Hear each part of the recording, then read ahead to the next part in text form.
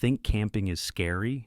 How the Mayans survived sleeping out in the jungle would make your worst camping nightmare look like a luxury hotel stay.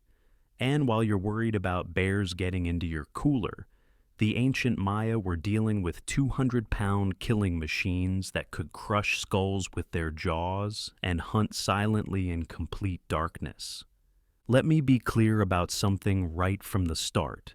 The Maya weren't literally sleeping with jaguars. That's a metaphor for living in constant proximity to one of the world's most dangerous predators. But the reality of how they survived in jaguar-infested jungles is even more impressive than the metaphor suggests. The Mesoamerican jungle was a death trap that would challenge even modern survival experts. We're talking about dense rainforest where visibility drops to a few feet, where every shadow could hide a predator, and where the sounds of the jungle mask the approach of animals that have evolved to kill silently and efficiently. Jaguars weren't the only threat, but they were the apex predator that ruled the night. These weren't the smaller jaguars you might see in a zoo. Wild Mesoamerican jaguars could weigh over 250 pounds, with jaw strength powerful enough to crush turtle shells and crocodile skulls. They were perfectly adapted for hunting in dense jungle, with night vision 6 times better than humans and the ability to move through the forest without making a sound. But the Maya had something more powerful than claws and fangs. They had intelligence, community, and thousands of years of accumulated survival knowledge. They understood that surviving in jaguar territory wasn't about being tougher than the predators. It was about being smarter. The foundation of Maya jungle survival was understanding that fire was life, not just for cooking or warmth, but as the primary defense against nocturnal predators. Maya settlements, from the largest cities to the smallest hunting camps, were built around the principle that fire must never go out during the night hours. But this wasn't just throwing some logs on a campfire and hoping for the best. The Maya developed sophisticated fire management systems that could maintain protective flames throughout the night while conserving fuel and minimizing smoke that might attract unwanted attention from human enemies. Maya firekeepers were specialists who understood exactly how different types of wood burned, which combinations produced the most light with the least smoke, and how to bank coals so they could quickly restart flames if needed. They knew that green wood produced more smoke but burned longer, that resinous woods created brighter flames that predators avoided, and that certain aromatic woods actually repelled insects and some animals. The layout of Maya camps and settlements reflected this fire-centered survival strategy.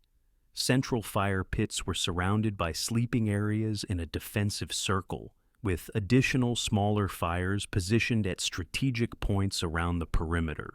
This created overlapping zones of light that eliminated the dark spaces where predators preferred to approach.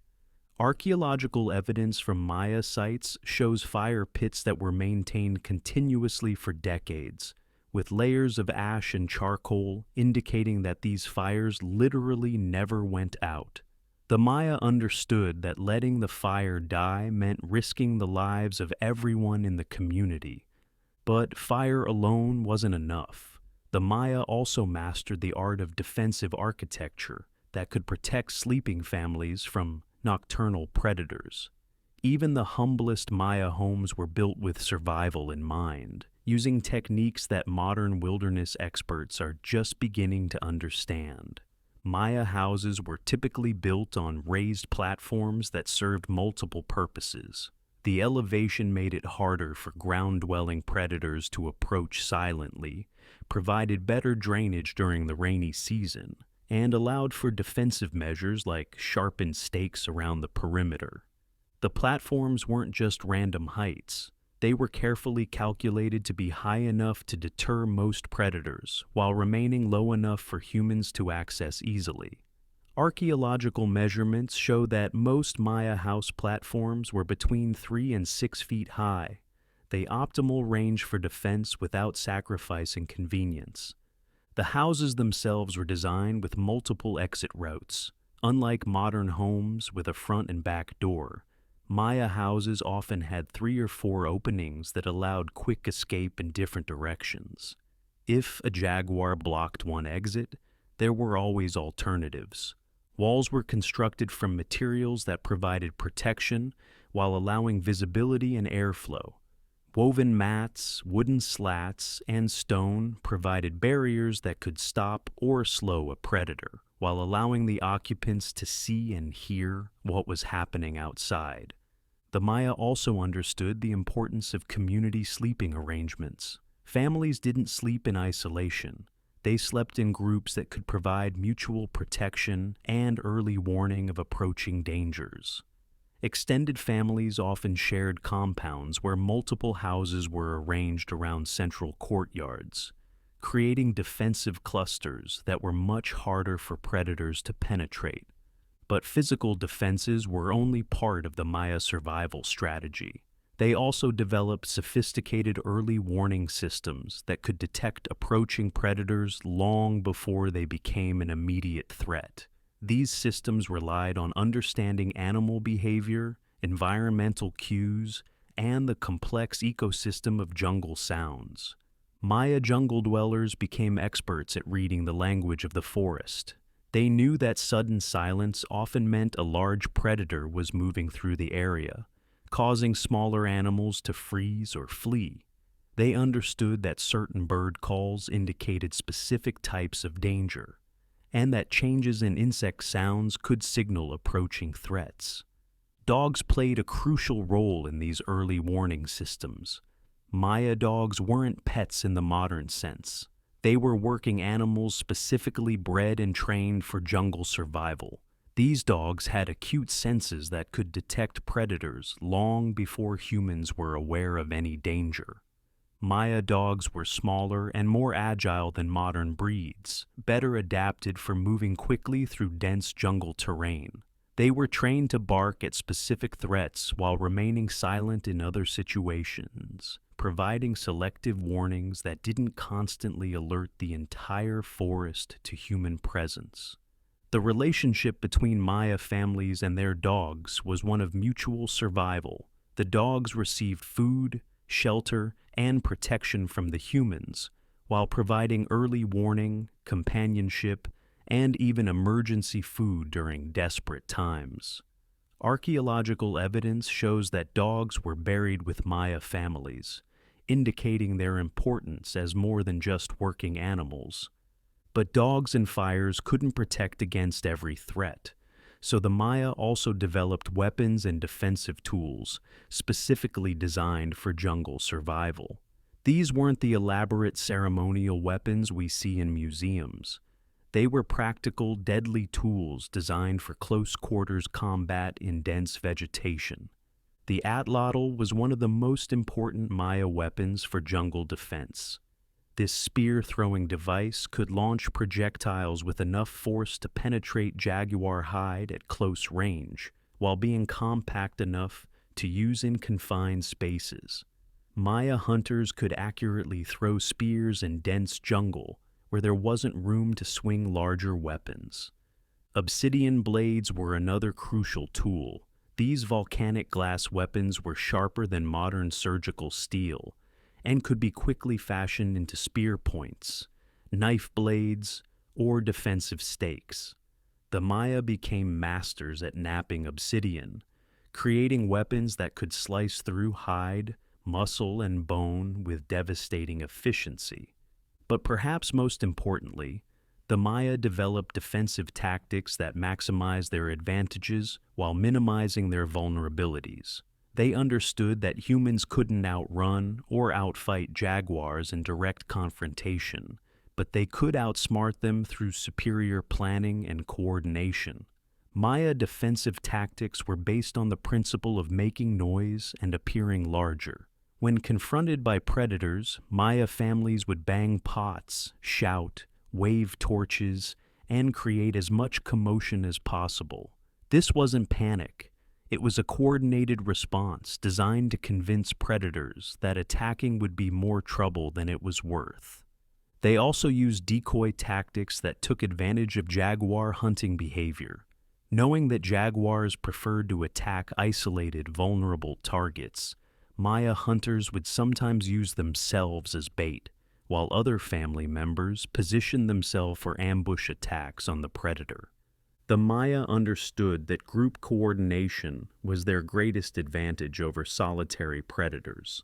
While a single Maya person was vulnerable to jaguar attack, a coordinated group of humans with weapons, fire, and defensive positions was a formidable opponent that most predators would avoid.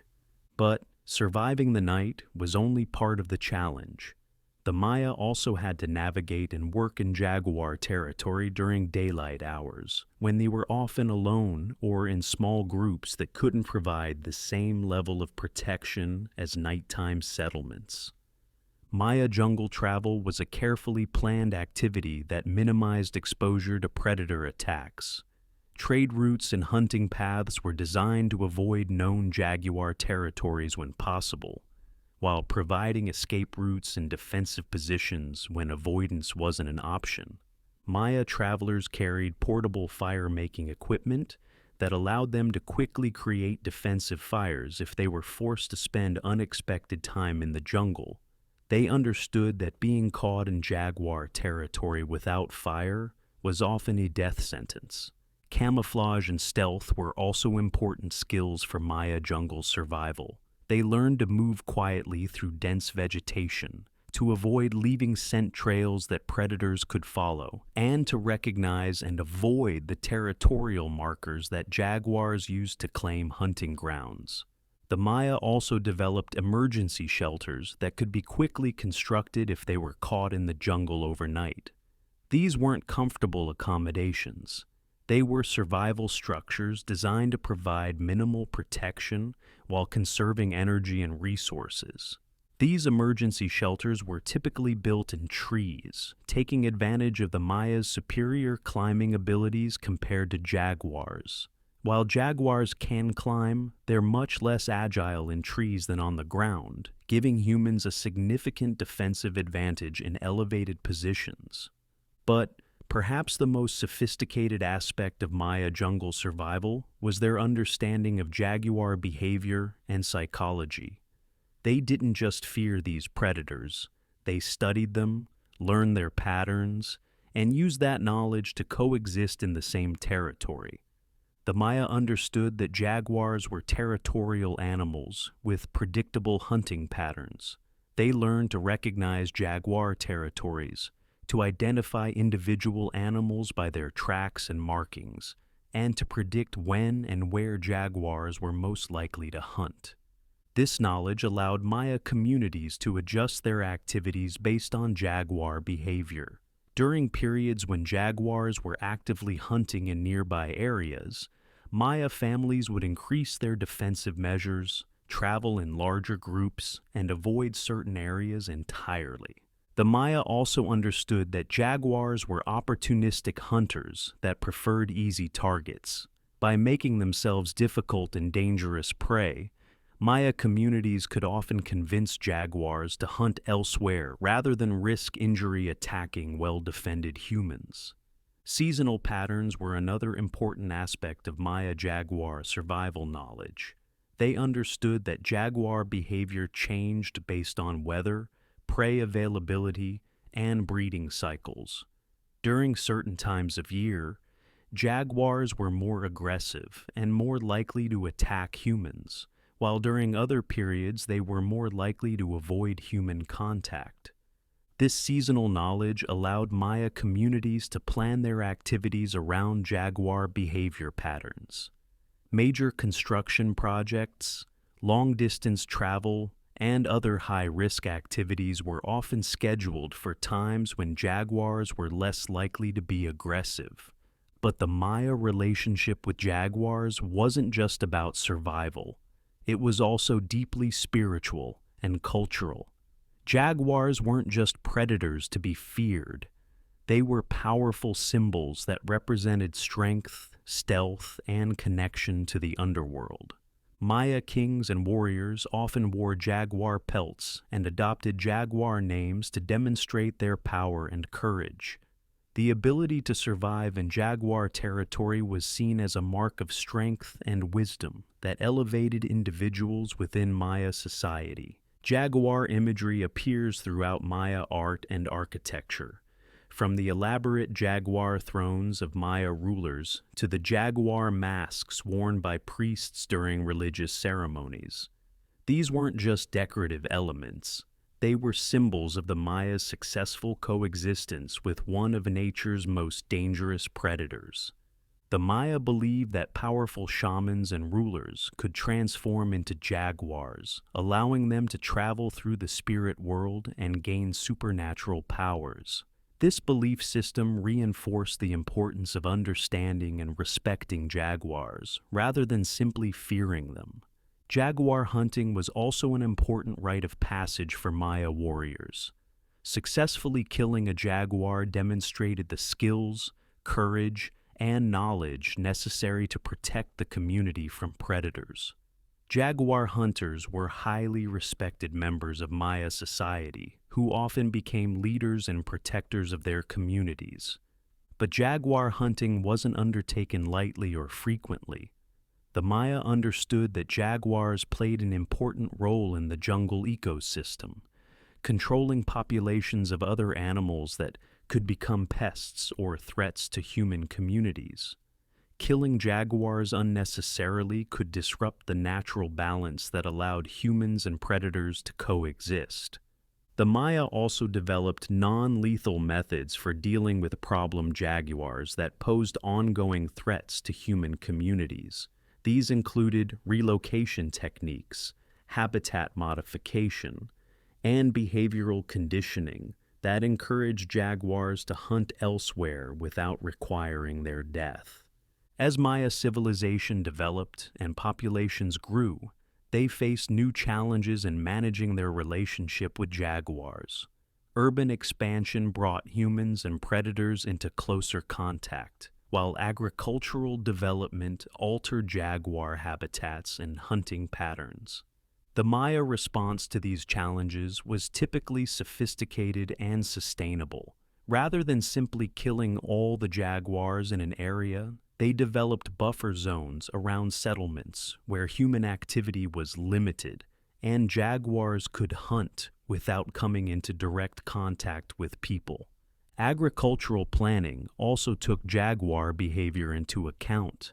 Maya farmers understood that certain crops attracted prey animals that would draw jaguars into farming areas, while other crops could be grown safely without increasing predator activity. The Maya also developed compensation systems for families that lost livestock or suffered other damages from jaguar attacks. These systems ensured that the costs of coexisting with predators were shared by the entire community rather than falling entirely on individual families. But even with all their knowledge and defensive measures, the Maya still faced the reality that some people would be killed or injured by jaguars. Medical knowledge for treating jaguar attacks was an important part of Maya survival skills. Maya healers understood how to treat the massive puncture wounds caused by jaguar bites, how to prevent infection in jungle environments, and how to help victims recover from the psychological trauma of predator attacks. They developed specialized medicines and treatments specifically for jaguar attack victims. Community support systems also helped families cope with jaguar attacks. Communities that lost members to predator attacks received assistance with food, labor, and other necessities while they recovered from their losses. The Maya understanding of jaguar survival was so sophisticated that it continued to serve them well, even after the collapse of their great cities. Modern Maya communities in Guatemala, Mexico, and Belize still use many of the same techniques their ancestors developed for surviving in jaguar territory. Recent studies of human-jaguar interactions in Central America show that traditional Maya communities have significantly lower rates of jaguar attacks than modern settlements that don't use traditional survival techniques. Ancient knowledge still works in the modern world. Conservation biologists working to protect jaguar populations are increasingly turning to traditional Maya knowledge for insights into sustainable coexistence between humans and predators. The Maya proved that it's possible for large human populations to thrive in jaguar territory without driving the predators to extinction. Here's what every guy over 40 needs to understand about the Maya jaguar survival story.